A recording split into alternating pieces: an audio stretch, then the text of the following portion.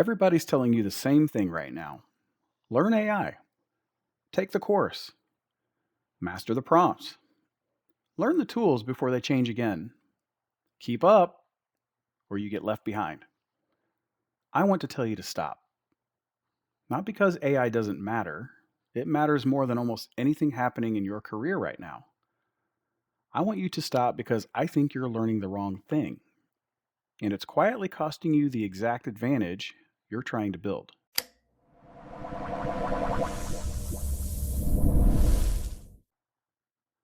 Let me show you what I mean. Here's the belief almost everyone shares that the way to stay valuable in the age of AI is to become an AI expert. Know the newest model, know the best prompt, know which tool does what, stay current.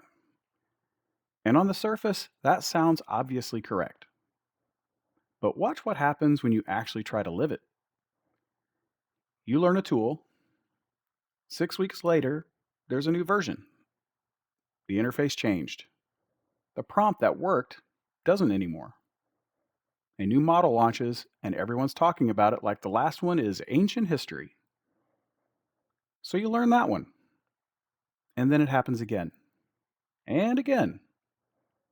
This is a treadmill. You are running as hard as you can just to stay in the same place.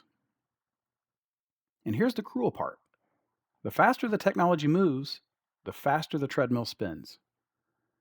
Working harder doesn't get you off of it, it just makes you more tired and in the same spot.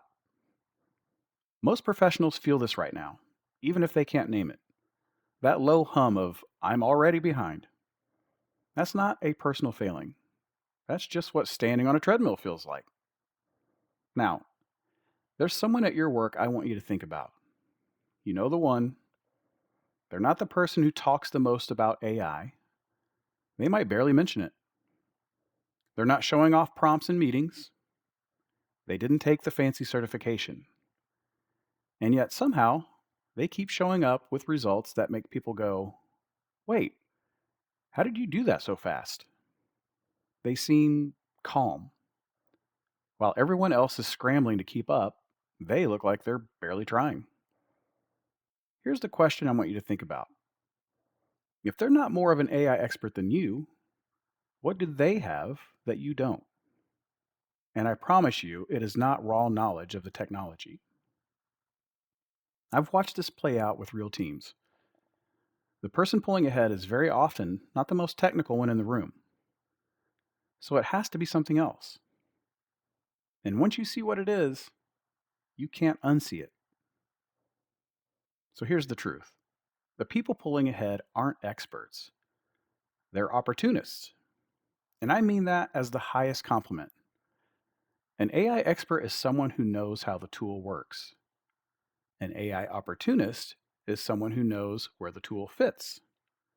Those are completely different skills, and only one of them stays valuable when the tools change. Watch the opportunist move through an ordinary day. They're not thinking about models or prompts. They're walking through their work week with one quiet question running in the background. Where's the opening? Where's the task that eats 3 hours every week and barely requires a brain? Where's the thing everyone on the team dreads but nobody's questioned in years? Where's the bottleneck? The repetition? The quiet waste? They've trained one specific muscle. Not how do I use AI, but where would AI actually change something here? That's the I.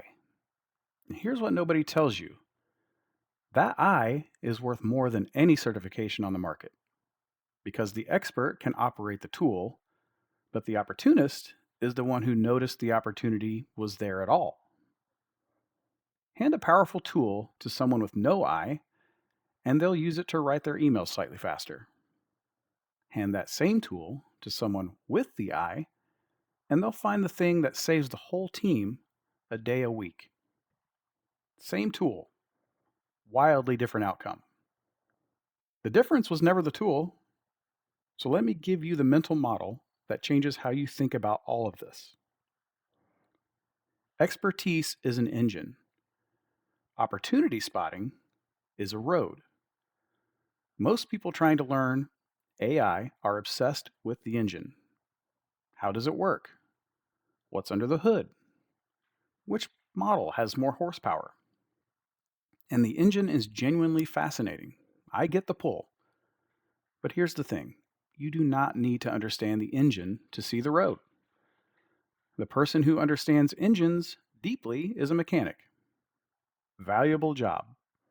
But the person who can see the road, who knows where they're going, and spots every exit, every shortcut, every opening, that's the driver.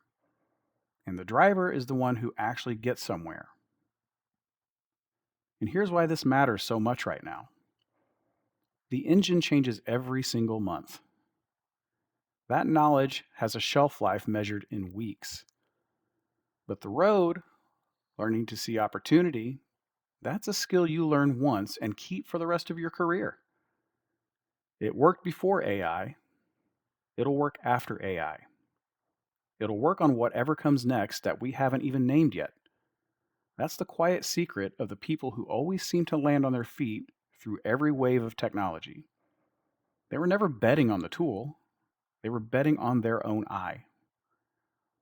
And the eye compounds.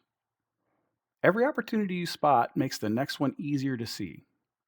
Expertise decays, the eye grows.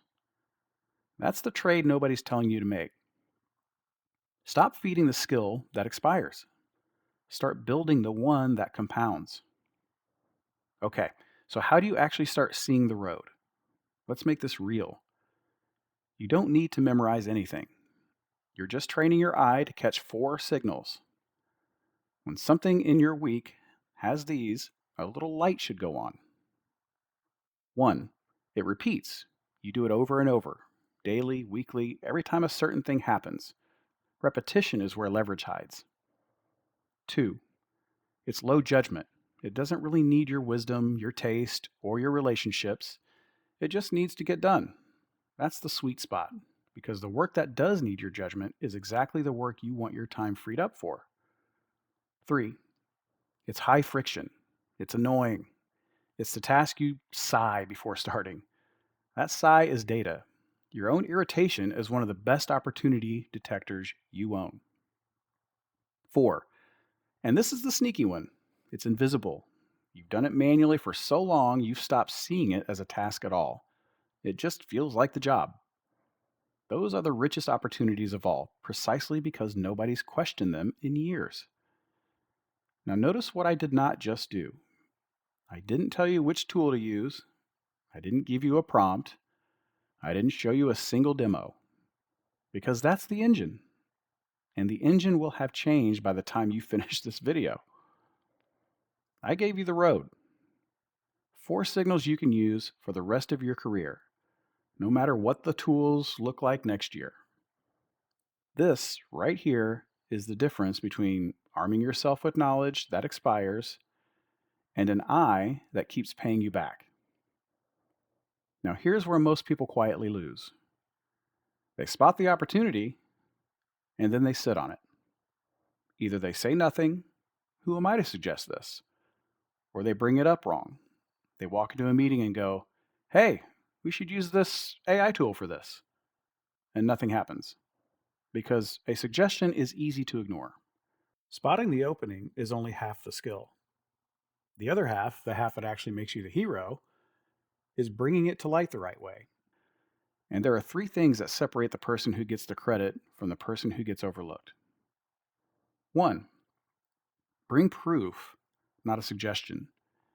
Don't say, we could save time here.